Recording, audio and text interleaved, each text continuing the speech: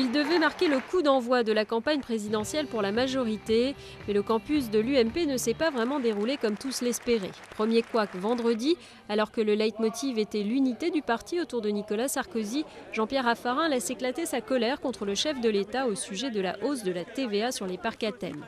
L'incident à peine clos, c'est au tour de la santé de Jacques Chirac de venir parasiter les débats marseillais. Alors en ce dimanche de clôture, où la quasi-totalité des membres du gouvernement étaient présents, l'UMP espérait pouvoir enfin se consacrer à son message d'unité, mais c'était sans compter sur le retour de DSK.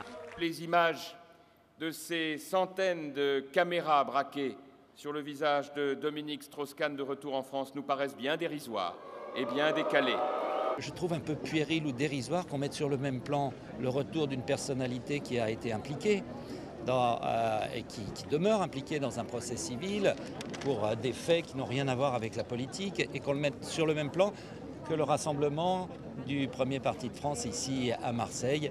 Une unité au service d'un projet encore flou. À l'issue de ce campus d'été, une chose est cependant claire, la réduction des déficits sera au cœur du programme UMP pour 2012. La lutte contre les déficits n'est pas seulement l'affaire de nos administrations, c'est aussi la cause de tous les Français. Nous devons nous mobiliser et nous devons nous organiser pour faire mieux, avec plus d'efforts, plus de responsabilités et moins de dépenses. Autre thème privilégié de la majorité pendant ces 3 jours, taper sur la gauche et les propositions des différents candidats à la primaire PS. Les contradictions du Parti socialiste sur les modalités de réduction de nos déficits doivent être prises très au sérieux par les Français, parce que tout relâchement budgétaire et toute réforme et toute promesse inconsidérée replongerait notre pays dans cette crise.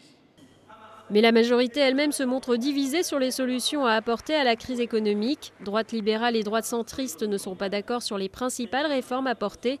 Il reste 8 mois à l'UMP pour clarifier son programme auprès des militants et pour faire réélire Nicolas Sarkozy en 2012.